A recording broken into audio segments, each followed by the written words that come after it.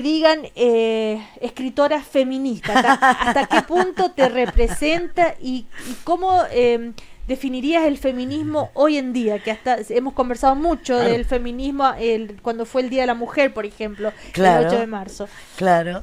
Mira, lo que pasa es lo siguiente, como yo vivo en Estados Unidos, el movimiento feminista de Estados Unidos fue durante la década de los 70, yo me incorporé en los 80, venía aquí a Chile y sentía que creían que yo estaba loca o algo. Había mucha resistencia contra el feminismo. No se entendía acá lo que significaba. No, por ejemplo... Creían que estaba todo fantástico, que estaba todo pleno de derecho, que la mujer Alfonso Calderón, que fue Premio Nacional de Literatura en el Instituto Goethe, donde tuvimos que dar conferencia los dos, me dijo, bueno, pero dime, muy en breve, ¿qué es lo que ustedes las feministas quieren?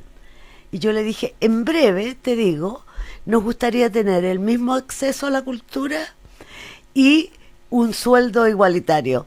Y entonces él me dijo, pero eso hace mucho tiempo que se da en Chile, ¿no? Entonces, una ignorancia absoluta de una persona tan culta como él, ¿no? Y eso te refleja todo el entorno. Y yo me sentía muy mal acá, porque yo venía con mi ideología feminista y estaba trabajando María Luisa Bombal también desde una perspectiva feminista. El feminismo es eso, es exigir los mismos derechos para la mujer que tiene el hombre, pero aparte de lo político, se trata también de lo cultural. Es decir, la cultura nuestra está hecha a partir de paradigmas masculinos. Entonces ya sería hora que las mujeres pudiéramos poner nuestra voz. Yo no estoy diciendo que las mujeres tienen que ganar sobre los hombres, porque eso sería replicar la agresividad masculina. No es eso, es la participación igualitaria. ¿Y cómo lo ves hoy, en que hay más conciencia, en que quizás se habla más del tema? Yo estoy muy contenta con eso, porque ahora veo, después de 40 años, que en Chile hay una conciencia política, social con respecto a la mujer.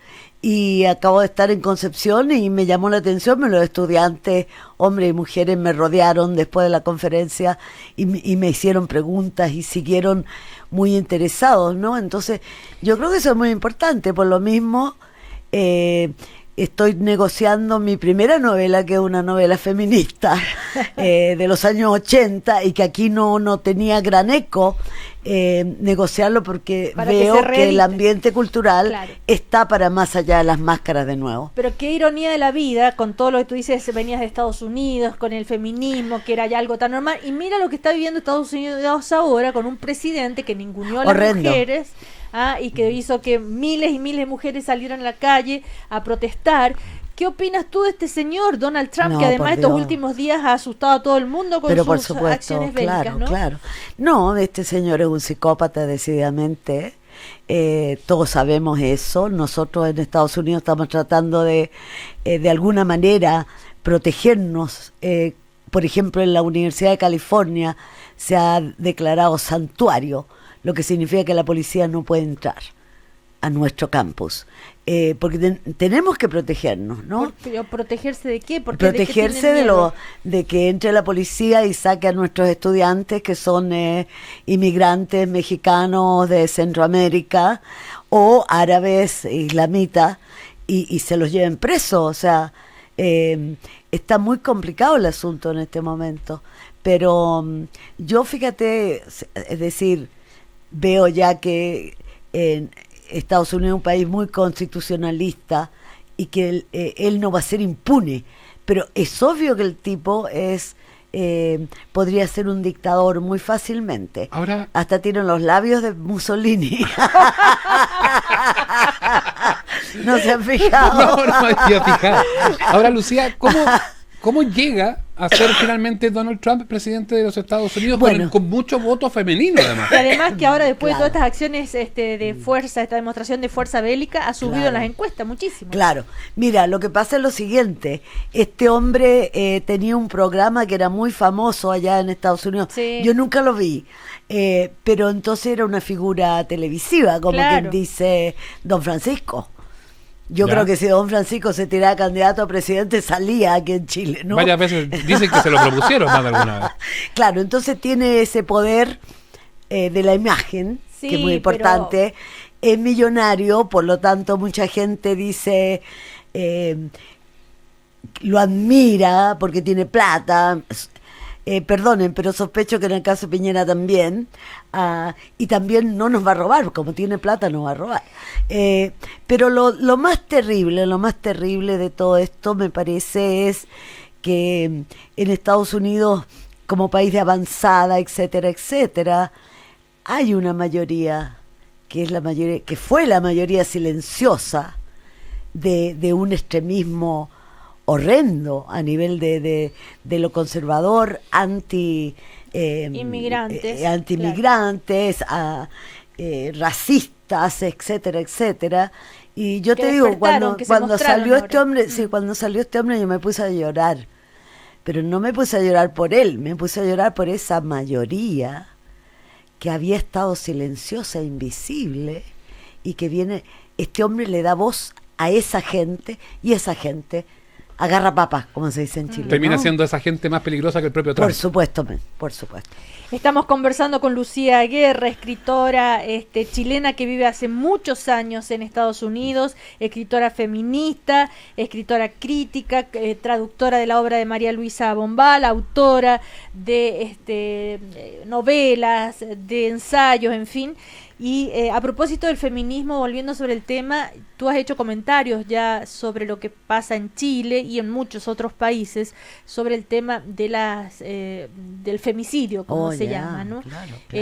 Y a pesar de todo lo que se dice, no sé si es que ahora se muestra más o que no hay manera de parar eso, porque todos los días nos enteramos de un nuevo caso de violencia contra la mujer. Sí, y en todos los países, en España ocurre lo mismo, sí, por ejemplo. Sí, no es patrimonio de uno u otro país, es global. No. Mira, yo creo que ocurre lo siguiente, yo me acuerdo cuando niña, yo escuchaba así Los secretos de familia, que un tío había perseguido a mi tía con un cuchillo por el patio, cosas así. Es obvio de que la violencia contra la mujer siempre ha existido. La única diferencia es que ahora la mujer tiene una conciencia social, ya no queda como secreto de familia, sabe que puede denunciar, y a la vez, porque la mujer ha logrado voz en este tipo de asuntos, ¿verdad?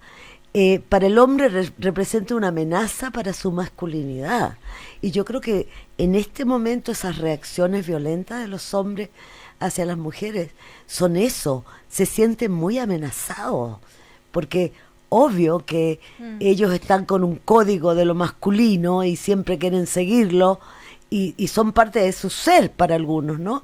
Entonces estas mujeres que reclaman, que llaman a la policía, son la gran amenaza en este momento para ellos.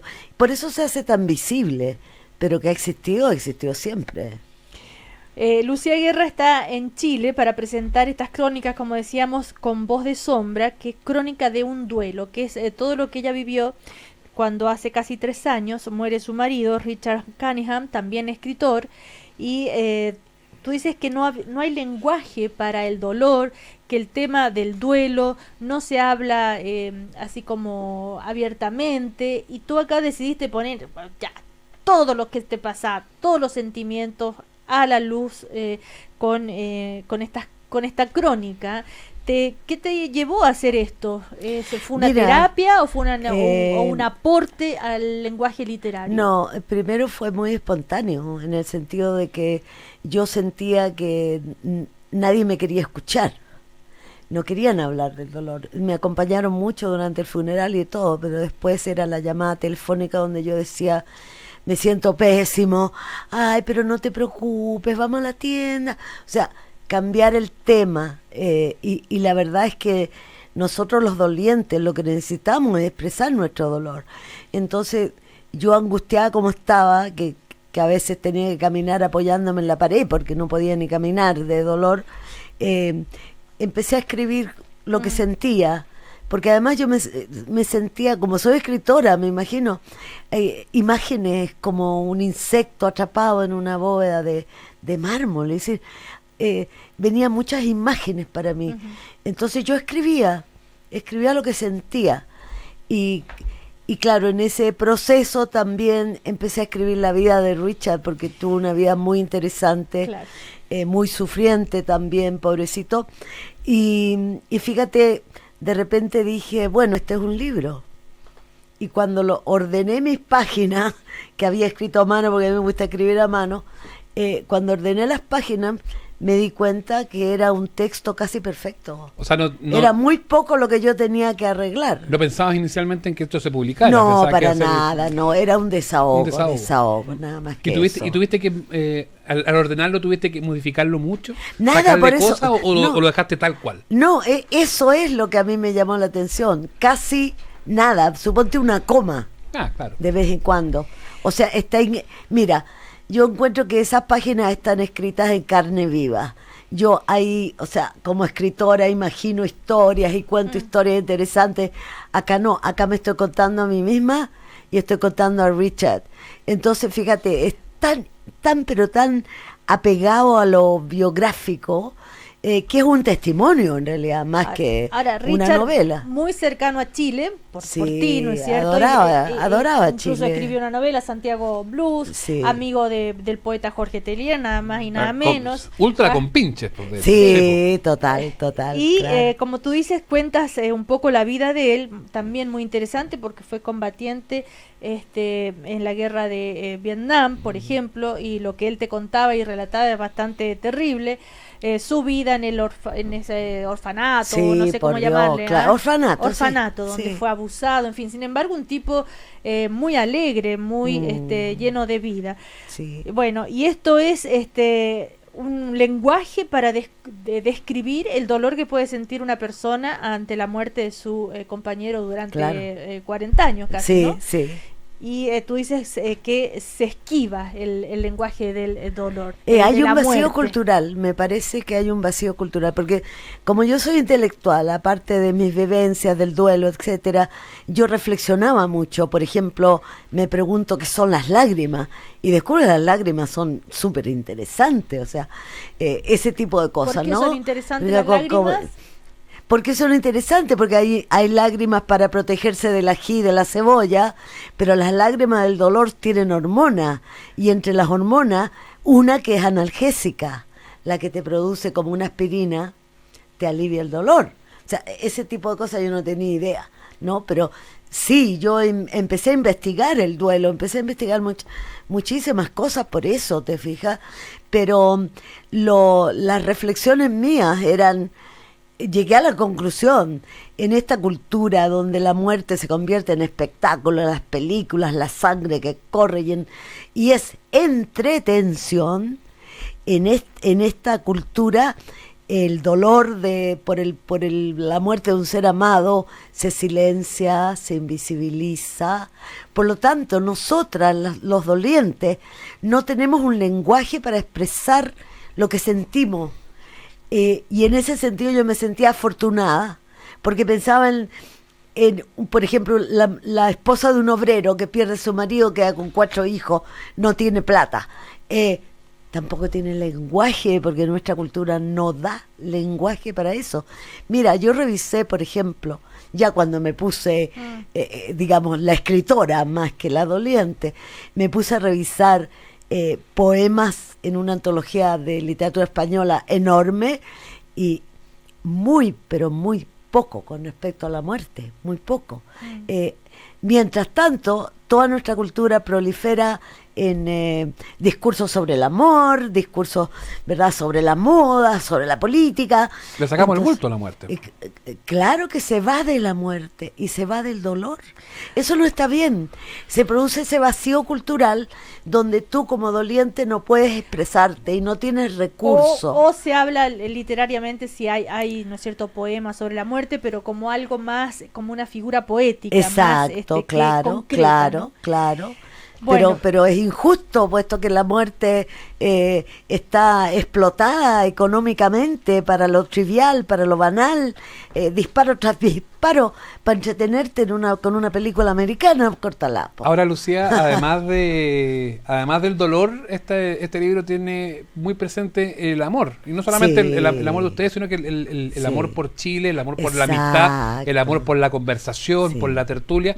A mí me gusta cuando tú narras las historias de que tú te ibas a conversar con María Luisa Bombal y él se iba a la Unión Chica, allá al lado de la bolsa, con Tellier y con otros, y que de ahí empezaban a tomarse sus traguitos, sus vinos, y a escribir, y escribían algunas cosas, y eso habla también no solamente de un amor de pareja, sino que del amor en general. Sí, totalmente. El amor por la vida. Totalmente. ¿No? El amor por la vida, decididamente. Y la vida de Richard, te digo, aunque fue muy difícil, bueno, según él, yo le salvé la vida.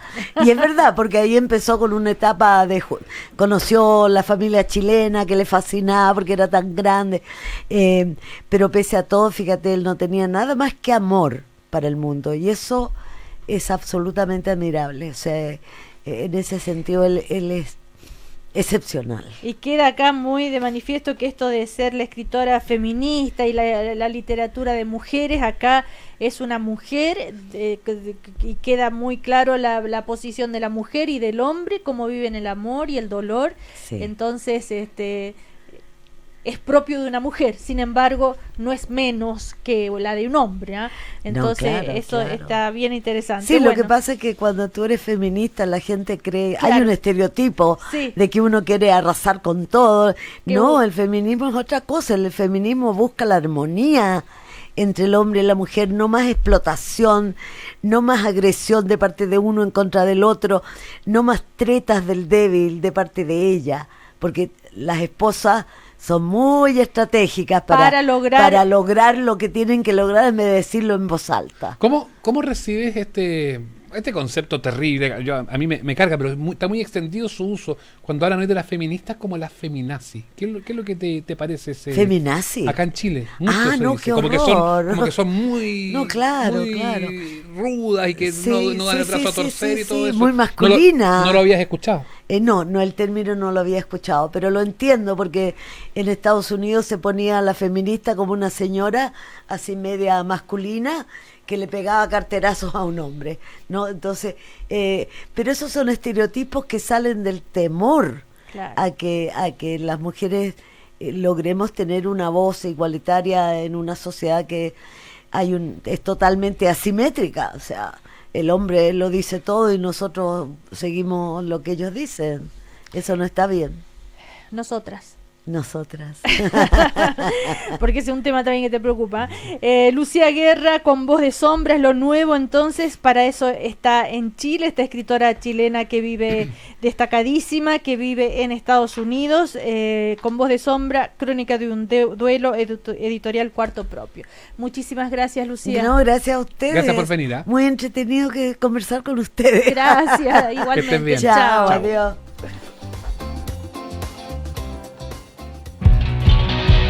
Cuidándote, puedes disfrutar con los que quieres.